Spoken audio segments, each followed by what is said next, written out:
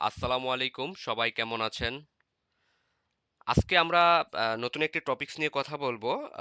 টপিকসটা নতুন বলতে session wise নিয়ে আমরা কথা বলবো। সেশন নিয়েই। আমরা গত ভিডিওতে সেশন রিলেটেড একটা ভিডিও আপলোড করেছিলাম যে আসলে কোন সেশনে কিভাবে কাজ করে, সেশনগুলো আমাদের কেন জানা প্রয়োজন।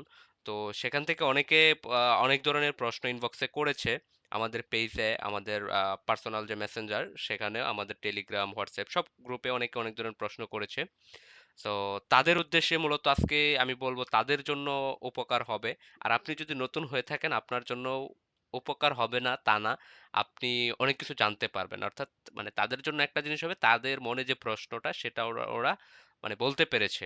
অর্থাৎ তারা যে বিষয়টা বুঝে নাই সে বিষয়টা এখানে বলছে, তো সে বিষয়টা নিয়ে আমরা।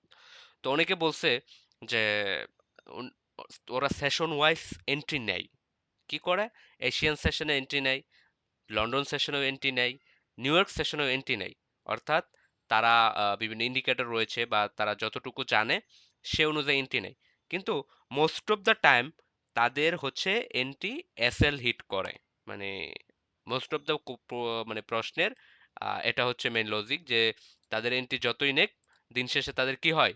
এসএল হিট করে। আচ্ছা, সেই এসএলটা কেন হিট করে সেটা হচ্ছে আমরা আজকে কথা বলবো মূলত। যে আমরা যখন এন্ট্রি নেই আমাদের এসএল হিট করে না। তবে এটা না যে 100% এসএল হিট করে না, এটা ভুল। সবারই এসএল হিট করে, বাট উইনিং রেশিওটা, হ্যাঁ, যে বলছে যে ওনারা এন্ট্রি নিলেই তাদের নাকি এসএল হিট করে। সো এসএল হিট হওয়ার কয়েকটা রিজন, সেই রিজনগুলো বলবো। আমি বলবো এই রিজনগুলো আপনাদের যারা এসএমসি ফলো করেন তাদের প্রত্যেকের জন্য গুরুত্বপূর্ণ গুরুত্বপূর্ণ কাজে দিবে। সো ফার্স্ট অফ অল আপনাকে যেটা বুঝতে হবে, এসএমসির, আপনি যদি এসএমসির স্ট্রাকচার জানেন, ফার্স্ট অফ অল আপনাকে স্ট্রাকচার জানতে হবে। স্ট্রাকচার আমরা সবাই জানি, তারপর আমি বলি যে স্ট্রাকচারটা এরকম হয় যে higher high higher low, market চলে এভাবে। সো স্ট্রাকচার আসলে বলার কিছু নাই। আহ, হয়তো higher high higher low, lower low, এভাবেই তো মার্কেটের স্ট্রাকচারটা তৈরি হয়। সো আমরা যখন স্ট্রাকচার জানি, এটা ঠিক হিজিবিজি হয়ে গেছে। এটা ইয়া দিয়ে রেক্টেঙ্গেল দিয়ে আঁকলে সুন্দর হইতো। যাই হোক, আপনারা বুঝতে পারছেন, এটাই হচ্ছে বড় কথা। তো স্ট্রাকচার আমরা সবাই জানি, কিন্তু মার্কেট কখন শিফট হয়, মার্কেট কোন সময় শিফট হয়, এই বিষয়গুলো আমাদের জানাটা কি জরুরি। আচ্ছা, মার্কেট শিফট ধরেন আমি, মার্কেট শিফট ওনাদের সেটা যে সবকিছু কম্বাইনেই কিন্তু ওরা এন্ট্রি নেয় কিন্তু এসএল হিট করে। সো এটার মেন রিজন হচ্ছে টাইমিং। মাথায় রাখেন, টাইমিং কি? টাইম।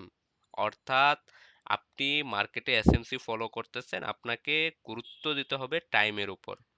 কখন আমি স্ট্রাকচার অনুযায়ী এন্ট্রি নিচ্ছি, অর্থাৎ এসএমসির স্ট্রাকচার অনুযায়ী আমি কখন এন্ট্রি নিচ্ছি, তাহলে আমার কি মানে কিটা গুরুত্ব দিতে হবে? টাইমটার উপর ফোকাস করতে হবে। টাইমিং এ আমার কি করতে হবে? ফোকাস করতে হবে। এখন টাইমিংটা তো আমরা অনেকে জানি, আবার অনেকে জানি না। সো কোন টাইমে কি ঘটে।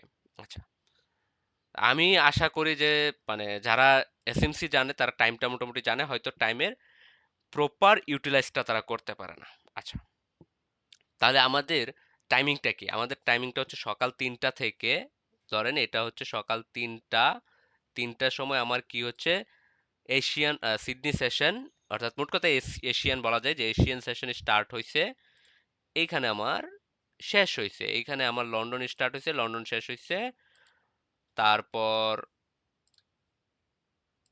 এইখানে আমার নিউ ইয়র্ক স্টার্ট হয়েছে, নিউ ইয়র্ক এখানে শেষ হয়েছে। পরবর্তী দিন আবার এখান থেকে আমার শুরু হবে। আচ্ছা, এখন এখানে সকাল ৩টা থেকে শুরু হয়েছে মার্কেটটা, এখান থেকে ধরেন মার্কেটটা এখানে আসতে আসতে আসতে ধরেন 11টার দিকে এই পর্যন্ত আসছে। যখন লন্ডন ওপেন হবে, ওপেনিং এর স্টার্টের আগে মার্কেট এখানে গিয়ে তার কি করছে, ক্লোজিং দিছে, তাহলে আমার টাইমিংটা কত? এটা লন্ডন প্রি সেশন। এখন আমি যদি এটা চিন্তা করি, এটা আমার ওপেনিং, এটা আমার ক্লোজিং, তাহলে কি মানে একটু মানে এই যে যে লিকুইডিটিটা ক্লোজ করে সে বন্ধ হয়েছে। সো অনেক সময় ক্লোজ না করেও এখানে বন্ধ হতে পারে, তখন কি হবে? লন্ডন ওপেন হওয়ার পর সে কিছুটা ম্যানুপুলেশন অর্থাৎ লিকুইডিটি নেওয়ার জন্য সে উপর দিকে যাবে। আচ্ছা, এটা কয়টা হয়? 1টা থেকে 2টার মধ্যে আমাদের কি করে ঘটে থাকে। তাহলে আমার কি হলো? এশিয়ান স্টার্ট হয়েছে, এশিয়ান শেষ হয়েছে, লন্ডন প্রি লন্ডন সেশনে এখানে একটা থেকে দুইটার মধ্যে আমার মার্কেটটা লিকুইডিটি নিছে। ঠিক সেম যদি আমার সেল সাইড হইতো, সেল সাইড যদি হইতো, সেল সাইডও যদি হইতো সেম, মানে প্রোপাগান্ডা সেম। হ্যাঁ, এখান থেকে লিকুইডিটি নিছে। আচ্ছা, এই যে যে লিকুইডিটিটা নিছে, লিকুইডিটি নেওয়ার পর আমি জাস্ট অপেক্ষা করব কোনো চেঞ্জ দিছে কিনা শর্ট টাইম ফ্রেমে, সেটা 5 মিনিট হোক 1 মিনিট হোক। চেঞ্জ দিলে পরবর্তী আমি এফবিজি বা ইমব্যালেন্স যেটা আছে সেখান থেকে আমি কি করব, আমার মার্কেটের ডিরেকশন অনুযায়ী যদি আমার কি হয়, আমার পেয়ারটা যদি বুলিশ মুভমেন্টে থাকে বা বেয়ারিশ মুভমেন্টে থাকে, যেদিকে আমার মুভমেন্ট অর্থাৎ বায়াস, সেদিকে আমি এন্ট্রি নিব। সেখানে আমি মানে কনফার্মেশনের জন্য প্রিভিয়াস মার্কেটের কি দেখবো, সাপোর্ট অথবা রেজিস্ট্যান্স অথবা এফবিজি ওয়ার্ডার ব্লক, এই জিনিসগুলো আমার এই জায়গাতে ফলো করতে হবে। অর্থাৎ মোট কথা বুঝতে হবে যে জোনটাতে আছে, যে জোনটাতে লিকুইডিটি নিছে, এই জোনটা আসলে কি আমার পিওয়াই জোন কিনা, অর্থাৎ আমার যেখান থেকে সেলার বা বায়ার অ্যাক্টিভ হয় সেই জোনটা কিনা, এবং আমার লিকুইডিটি নিছে কিনা। তাহলে আমাদের ফার্স্ট কি লিকুইডিটি নিছে কিনা, অর্থাৎ টাইমিংটা হচ্ছে আমরা তাহলে লন্ডন সেশনে এন্ট্রি নিব কখন, আশা করি বুঝতে পারছেন। আচ্ছা, ঠিক সেম সেম কনসেপ্ট হচ্ছে নিউ ইয়র্ক সেশনে, যখন আমার লন্ডন সেশনটা ক্লোজ হবে, লন্ডন সেশন ক্লোজ, ক্লোজ হওয়ার পর কি হয়েছে, আমার যে লিকুইডিটি আছে অর্থাৎ ম্যানিপুলেশন, মার্কেটটা আমার ম্যানিপুলেশন হয়েছে কিনা, যখন আমার ম্যানিপুলেশন হয়ে যাবে তখন কন্টিনিউশনের দিকে আমি এন্ট্রি নিব। অর্থাৎ মার্কেটের যে রিয়েল মুভ, সেই মুভটা আমি খোঁজার চেষ্টা করব। অর্থাৎ এশিয়ান সেশনে যাই হোক, লন্ডন সেশনে যাই হয়েছে, এখন নিউ ইয়র্ক সেশনে সে তার কন্টিনিউশন প্যাটার্ন করবে, সেটা বাই সাইড হোক সেল সাইড হোক। সো এটা আমার আরো কনফার্মেশনের জন্য আমাদের কি করতে হবে, প্রিভিয়াস মার্কেটে প্রিভিয়াস জোনগুলা ফলো করতে হবে, সেটা আমার কোনো পিওয়াই জোন আছে কিনা, বা হচ্ছে রেজিস্ট্যান্স জোন ছিল কিনা, সাপোর্ট জোন ছিল কিনা, অর্ডার ব্লক ছিল কিনা, ডিসকাউন্ট এরিয়া নাকি হচ্ছে আপনার প্রিমিয়াম জোন, ডিসকাউন্ট জোন না প্রিমিয়াম জোন, রিট্রেসমেন্টে কিনা, বা আমার স্ট্রাকচার ঠিক আছে কিনা,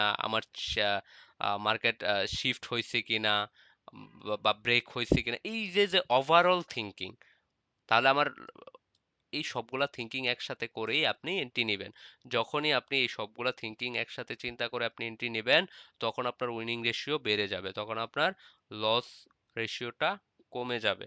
সো আপনাকে ফার্স্ট অফ অল স্ট্রাকচার জানতে হবে, স্ট্রাকচার জেনে এসএমসির যে টাইম সেটা জানতে হবে, লিকুইডিটি সম্পর্কে ফুললি কনসেপ্ট নিতে হবে, এফবিজি ভালোভাবে বুঝতে হবে, অর্ডার ব্লক বুঝতে হবে, কোনটা ভ্যালিড অর্ডার ব্লক, কোনটা ইনভ্যালিড অর্ডার ব্লক, কোনটা মিটিগেটেড এরিয়া, কোনটা আনমিটিগেটেড order block. So is and everything সবকিছুর কম্বাইনে যখন আপনি একটা এন্ট্রি নিবেন, তখনই কেবলমাত্র আপনার উইন রেশিও বাড়বে, আদারওয়াইজ আপনি উইন রেশিও বাড়াতে পারবেন না।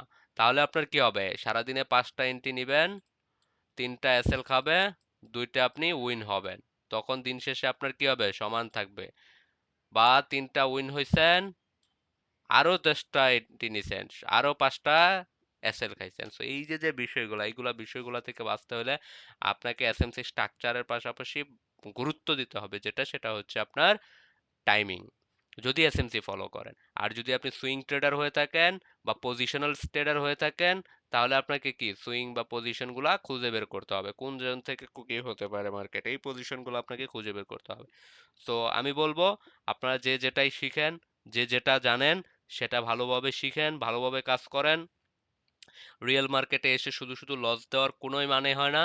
আপনি শিখেন, ডেমোতে প্র্যাকটিস করেন, প্রপারভাবে শিখে তারপর মার্কেটে আসেন।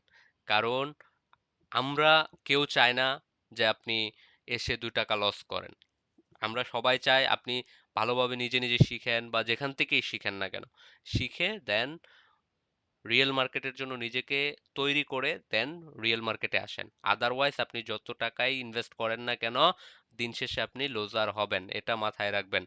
সো একজনের কাছ থেকে শুনছি এই মার্কেটে এই করা যায় সেই করা যায়, এগুলা ভুলে যান। হাজার হাজার আপনার মতো হাজার হাজার লোক এখানে হাজার হাজার লস করতেছে, হাজার হাজার টাকা দেউলিয়া, জীবন দেউলিয়া হয়ে যাচ্ছে। সো আমি বলবো, দেউলিয়া যদি না হতে চান তাহলে আপনারা শিখুন। যদি আপনি শিখে মনে করেন যে এটা আপনার জন্য না, তাহলে এই মার্কেটে আসার দরকার নাই।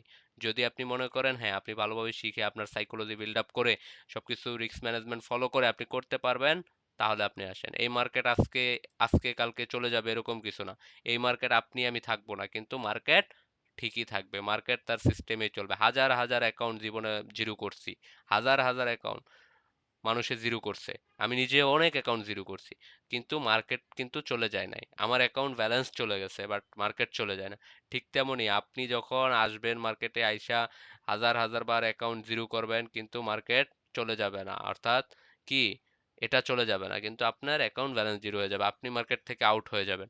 সো আমি বলবো শিখেন, শিখার পর মার্কেটে আসেন। ধন্যবাদ।